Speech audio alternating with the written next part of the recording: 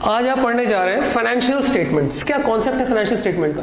अब तक आपने जो भी क्लास 11th में जो भी चीजें आप लोगों ने पढ़ी हैं उन सब का अगर आपसे पूछा जाए, इनिशियल स्टेज में आप लोग से पूछा जाता था कि क्यों आखिर अकाउंटेंसी की क्या जरूरत है, तो बच्चा सिर्फ एक ही बात जानता है, सर प्रॉफिट और लॉस निकालने के लिए।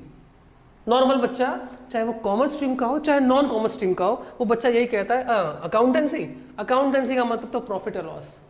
लेकिन थोड़ा सा ये नैरो कॉन्सेप्ट रहता है।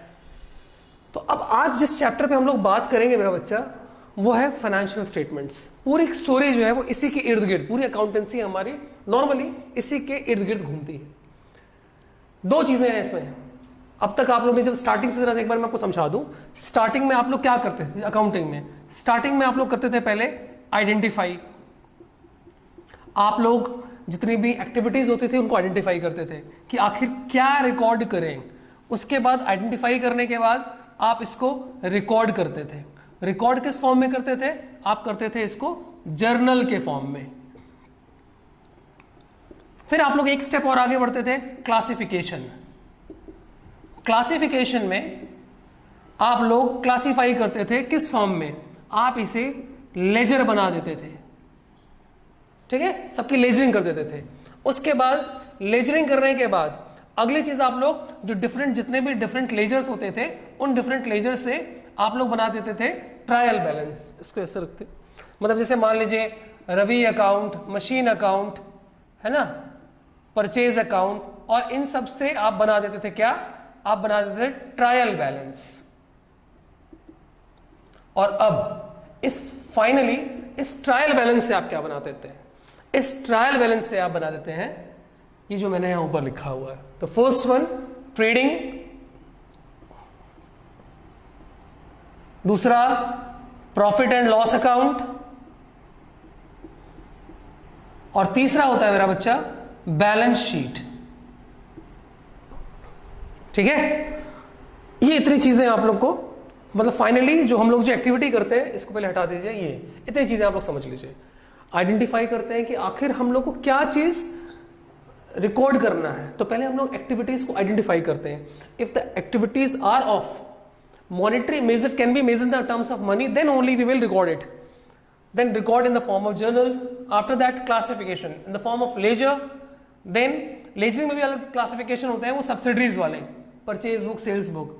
फिर उसके बाद ट्रायल बैलेंस बनाते हैं, एंड लास्ट में हम ये ट्रेडिंग बैलेंस शीट और प्रॉफिट लॉस बनाते हैं। तो चलिए आज हम बात करते हैं इनकम स्टेटमेंट की। हम पहले बात कर रहे हैं इनकम स्टेटमेंट कि आखिर इनकम स्टेटमेंट में हमें क्या क्या चीजें बनाना है। तो बच्चा मेरा देखिए, मैंने वहां पे लिखा हुआ है इनकम स्टेटमेंट में trading and profit and loss account. तो पहले आज फोकस करते हैं ट्रेडिंग अकाउंट पे। क्लियर? देखिए ट्रेडिंग अकाउंट कैसे बनाया जाता है, उसका फॉर्मेट क्या होता है, उन चीजों को जरा सा आप लोग समझ लीजिए पहले।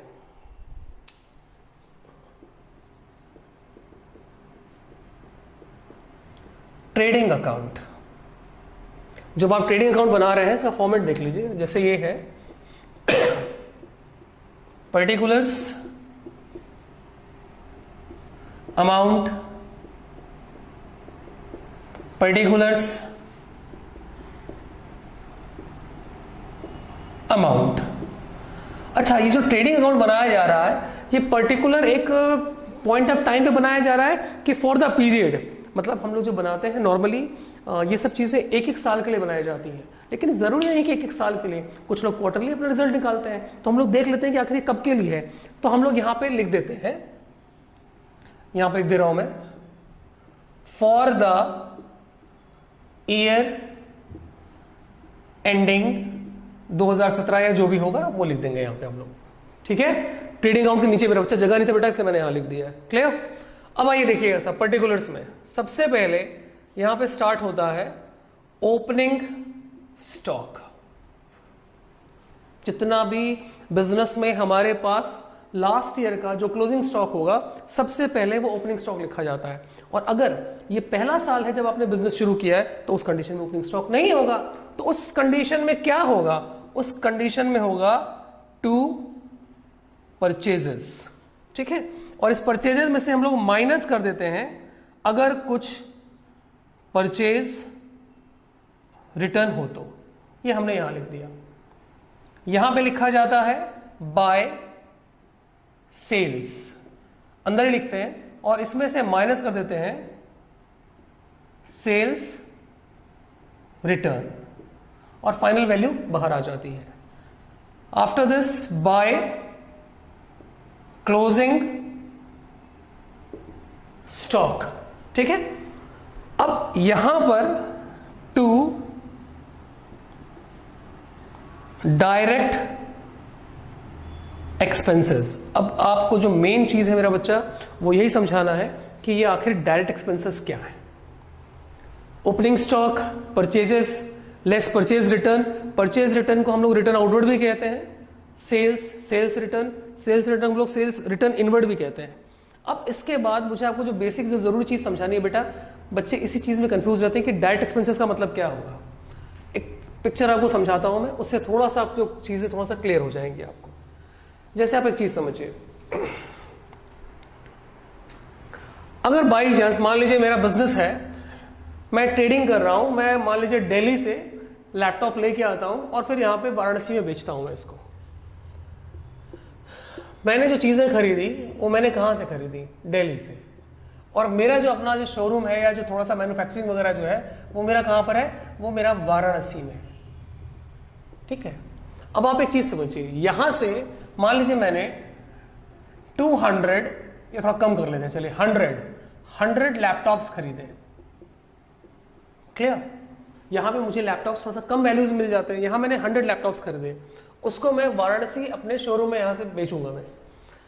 ये 100 लैपटॉप्स क्या होगा? आपको क्या लगता है? मैं अपने बैग में भर के और ट्रेन में से मैं लेके चलाऊंगा? नहीं। इस 100 लैपटॉप्स को मैं यहां से, मान लीजिए मैं कुछ ट्रक व्रक लेके गया हूं या कुछ डीसीएम वगैरह है, उसमें मैंने लोड करवाया। तो जैसे ही मैं लोड करवाऊंगा, सबसे पहले जो एक्सपेंस आएगा वो क्या होगा? वेजेस।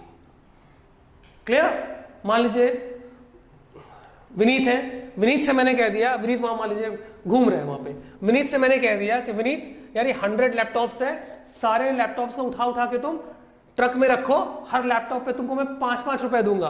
विनीत का 5 रुपए बन गया, 100 into 5, this will be the wages.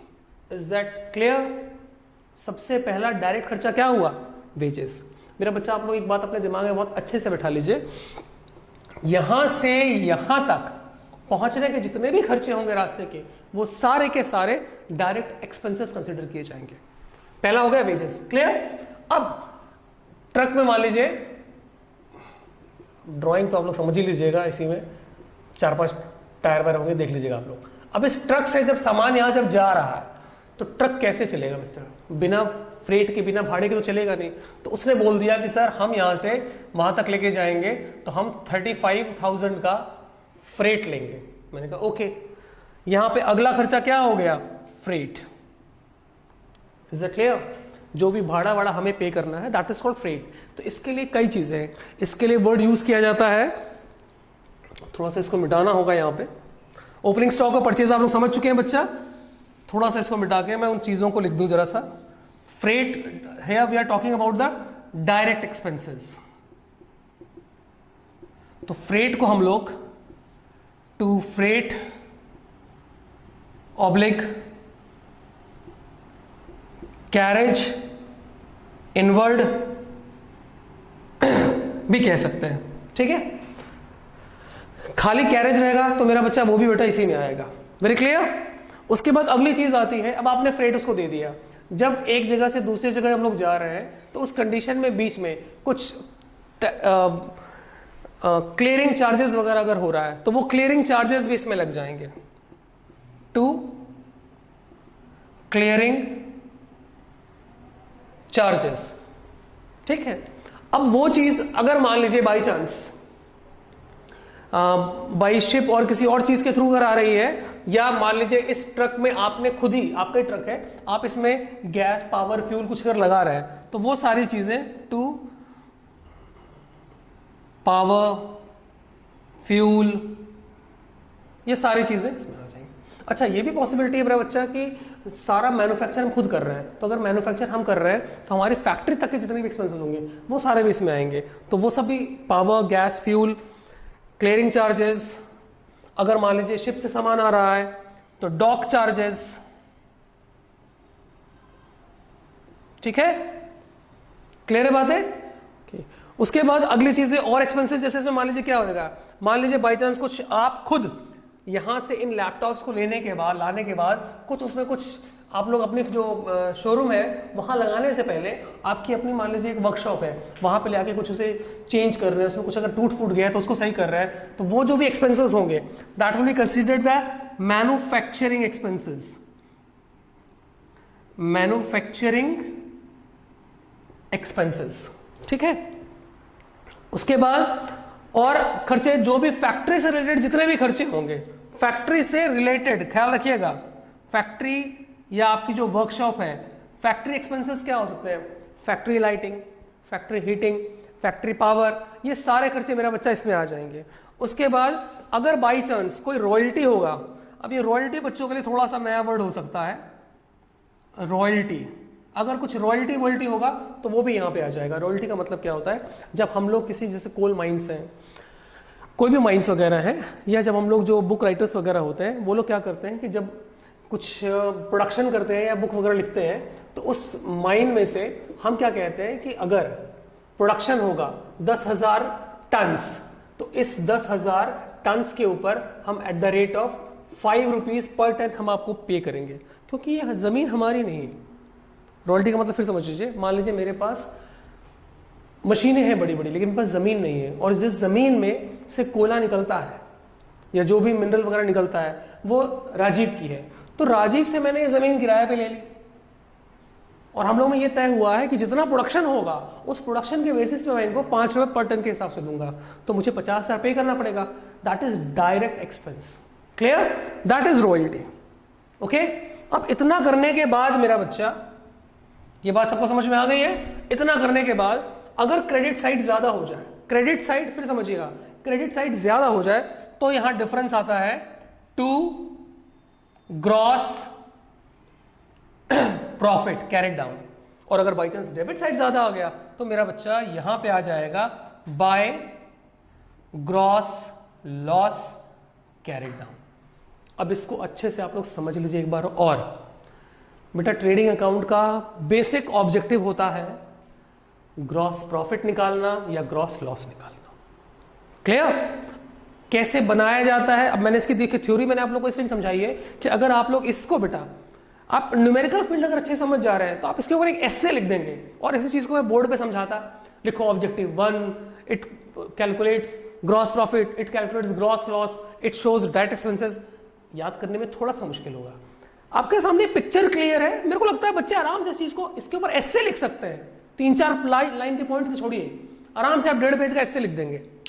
तो ट्रेडिंग अकाउंट की ऑब्जेक्टिविटी क्या है, just want to know what is the gross profit the concern और what the gross loss, what are the direct expenses of the concern, clear, बात समझ में आई। अच्छा, अब इसी से रिलेटेड एक बात बेटा और, अगर बाई चांस मान लीजिए हमें इसकी कुछ जर्नल एंट्रीज में समझा दूं, जब आपने अकाउंट्स बना लिए हैं तो आपको जर्नल एंट्री में कोई प्रॉब्लम नहीं होगी। एग्जांपल, पहले हमने यहां क्या लिखा था, opening stock, to opening stock, तो मेरा बच्चा पहली एंट्री क्या हो जाएगी बेटा, trading account debit to opening stock, clearing charges, freight, power, fuel, इन सब के लिए एंट्री क्या हो जाएगी, trading account debit to, line से सब आ जाएंगे। हो गया ये ट्रांसफर। इस साइड का देख लीजिए आप, सेल्स है तो एंट्री क्या हो जाएगी, sales account debit to trading account. Closing stock की एंट्री क्या हो जाएगी, जब हम इसको क्लोज करते हैं बेटा तो this is considered as the closing entries, closing stock account debit to trading account. Very clear, बात सब बच्चों को समझ में आई है। ये था मेरा बच्चा ट्रेडिंग अकाउंट बेटा। अब अगले क्लासेस में हम लोग प्रॉफिट लॉस वगैरह बारे में डिस्कस करेंगे। ओके, थैंक यू बच्चा।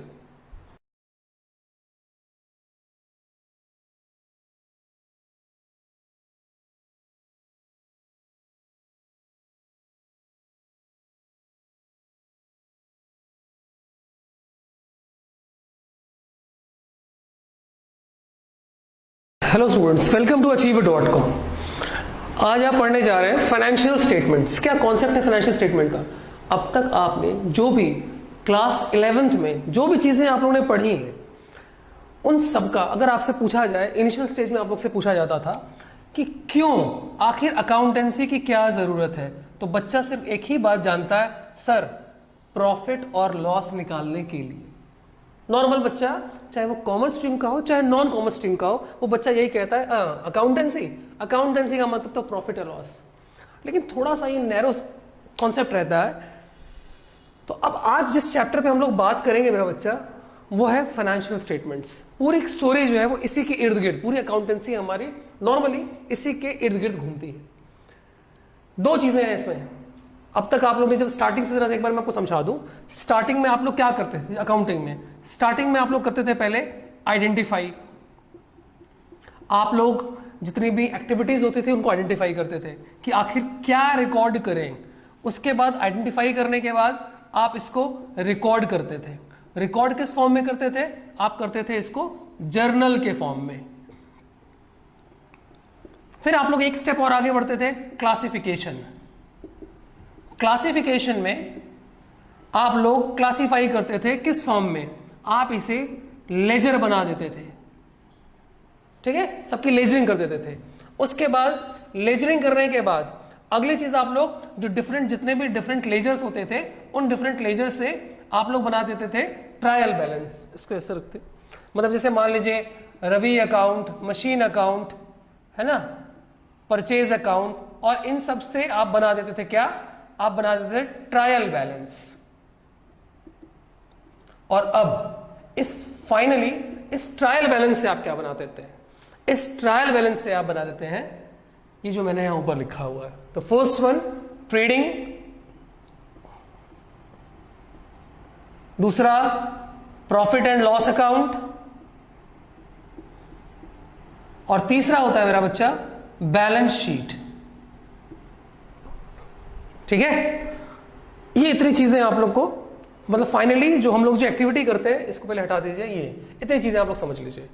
आइडेंटिफाई करते हैं कि आखिर हम लोग को क्या चीज रिकॉर्ड करना है, तो पहले हम लोग एक्टिविटीज को आइडेंटिफाई करते हैं। If the activities are of monetary measure, can be measured in the terms of money, then only we will record it. Then record in the form of journal. After that classification in the form of ledger. Then ledgering में भी अलग classification होते हैं, वो subsidiaries वाले, purchase book, sales book. फिर उसके बाद ट्रायल बैलेंस बनाते हैं, एंड लास्ट में हम ये ट्रेडिंग बैलेंस शीट और प्रॉफिट लॉस बनाते हैं। तो चलिए आज हम बात करते हैं इनकम स्टेटमेंट की। हम पहले बात कर रहे हैं इनकम स्टेटमेंट कि आखिर इनकम स्टेटमेंट में हमें क्या क्या चीजें बनाना है। तो बच्चा मेरा देखिए, मैंने वहां पे लिखा हुआ है इनकम स्टेटमेंट में trading and profit and loss account. तो पहले आज फोकस करते हैं ट्रेडिंग अकाउंट पे। क्लियर? देखिए ट्रेडिंग अकाउंट कैसे बनाया जाता है, उसका फॉर्मेट क्या होता है, उन चीजों को जरा सा आप लोग समझ लीजिए पहले।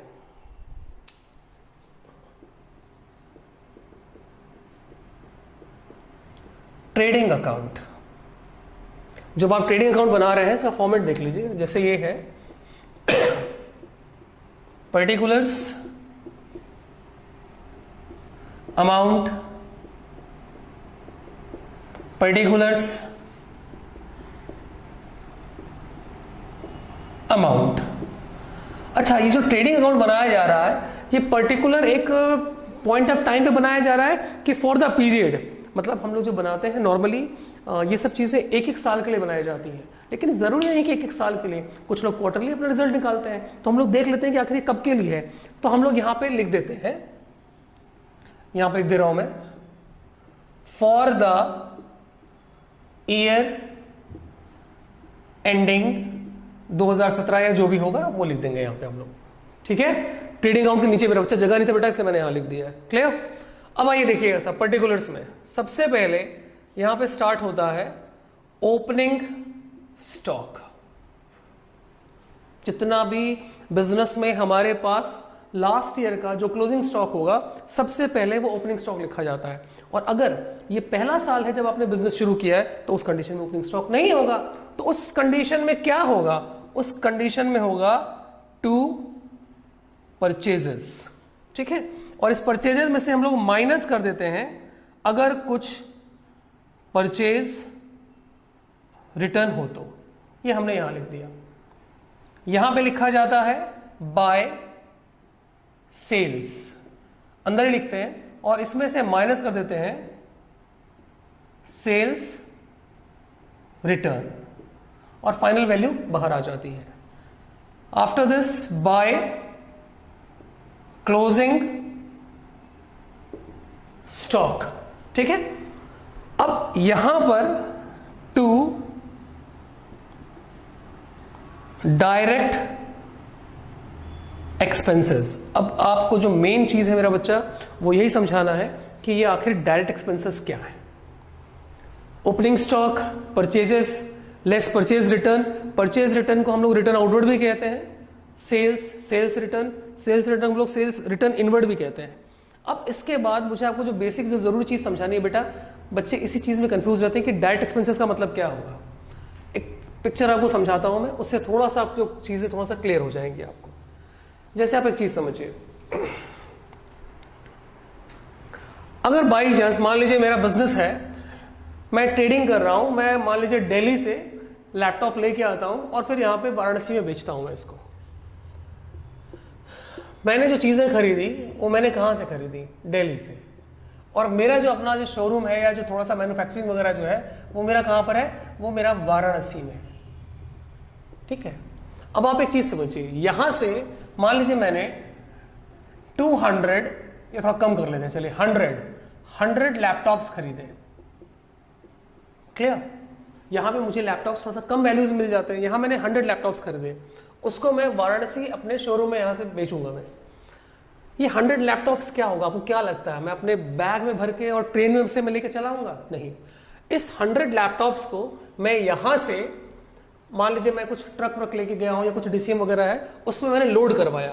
तो जैसे ही मैं लोड करवाऊंगा, सबसे पहले जो एक्सपेंस आएगा वो क्या होगा? वेजेस। क्लियर? मान लीजिए विनीत है, विनीत से मैंने कह दिया, विनीत वहां मान लीजिए घूम रहे हैं वहां पे, विनीत से मैंने कह दिया कि विनीत यार ये 100 लैपटॉप्स है, सारे लैपटॉप्स को उठा उठा के तुम ट्रक में रखो, हर लैपटॉप पे तुमको मैं 5-5 रुपए दूंगा। विनीत का 5 रुपए बन गया, 100 into 5, this will be the wages. Is that clear? सबसे पहला डायरेक्ट खर्चा क्या हुआ? वेजेस। मेरा बच्चा, आप लोग एक बात अपने दिमाग में बहुत अच्छे से बैठा लीजिए, यहां से यहां तक पहुंचने के जितने भी खर्चे होंगे रास्ते के, वो सारे के सारे डायरेक्ट एक्सपेंसेस कंसिडर किए जाएंगे। पहला हो गया वेजेस। क्लियर? अब ट्रक में मान लीजिए, ड्राइंग तो आप लोग समझ ही लीजिएगा, इसी में 4-5 टायर वायर होंगे, देख लीजिएगा आप लोग। अब इस ट्रक से जब सामान यहां जब जा रहा है तो ट्रक कैसे चलेगा बच्चा? बिना फ्रेट के, बिना भाड़े के तो चलेगा नहीं। तो उसने बोल दिया कि सर हम यहां से वहां तक लेके जाएंगे तो हम 35,000 का फ्रेट लेंगे। मैंने कहा ओके। यहां पे अगला खर्चा क्या हो गया? फ्रेट। Is it clear? जो भी भाड़ा वाड़ा हमें पे करना है, दैट इज कॉल्ड फ्रेट। तो इसके लिए कई चीजें हैं, इसके लिए वर्ड यूज किया जाता है, थोड़ा सा इसको मिटाना होगा यहां पे। ओपनिंग स्टॉक और परचेज आप लोग समझ चुके हैं बच्चा, थोड़ा सा इसको मिटा के मैं उन चीजों को लिख दूं जरा सा।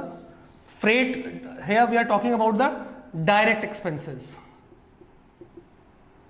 तो फ्रेट को हम लोग to freight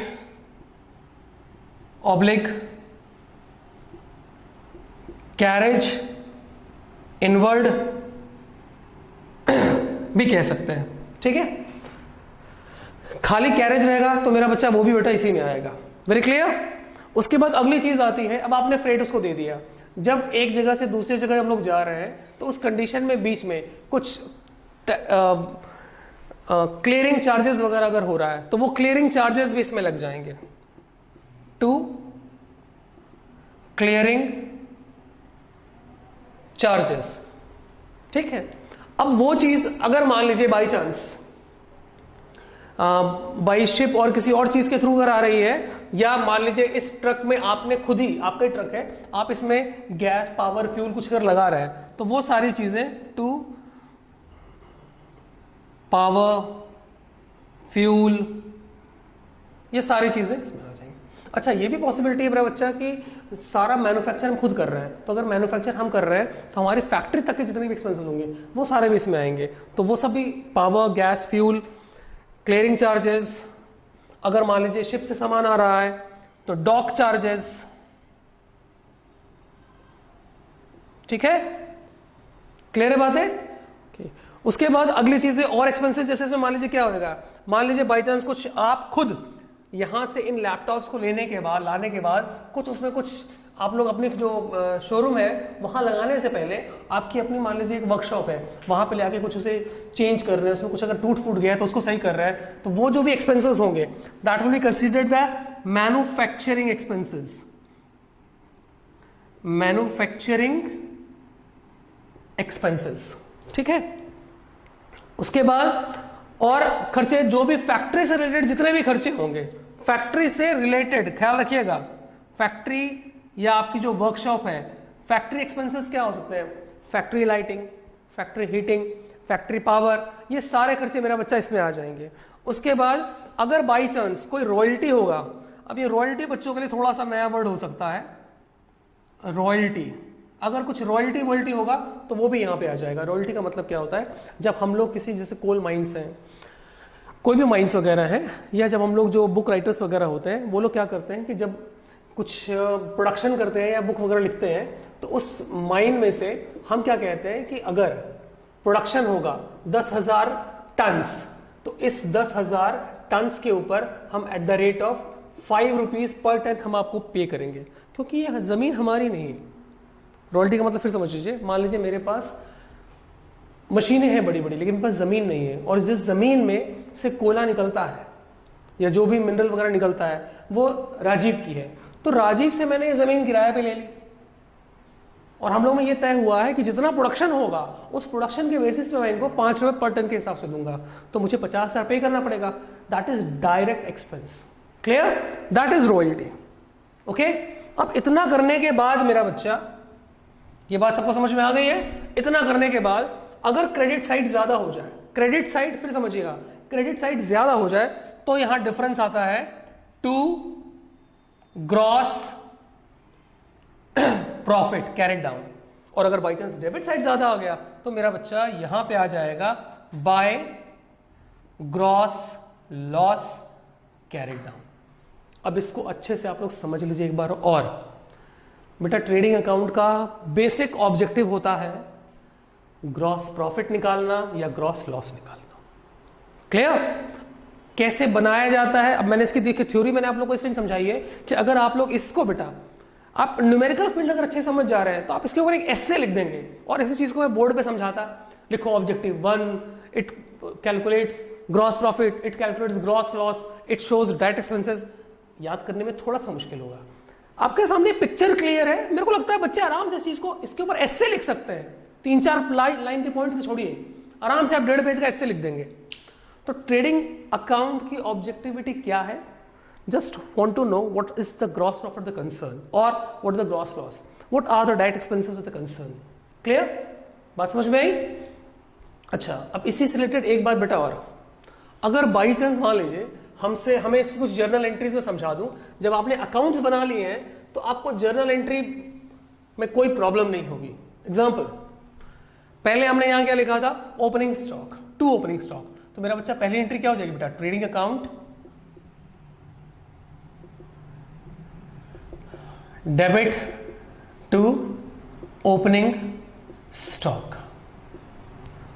clearing charges, freight, power, fuel, इन सब के लिए एंट्री क्या हो जाएगी, trading account debit to, line से सब आ जाएंगे। हो गया ये ट्रांसफर। इस साइड का देख लीजिए आप, सेल्स है तो एंट्री क्या हो जाएगी, sales account debit to trading account. Closing stock की एंट्री क्या हो जाएगी, जब हम इसको क्लोज करते हैं बेटा तो this is considered as the closing entries, closing stock account debit to trading account. Very clear, बात सब बच्चों को समझ में आई है। ये था मेरा बच्चा ट्रेडिंग अकाउंट बेटा। अब अगले क्लासेस में हम लोग प्रॉफिट लॉस वगैरह बारे में डिस्कस करेंगे। ओके, थैंक यू बच्चा।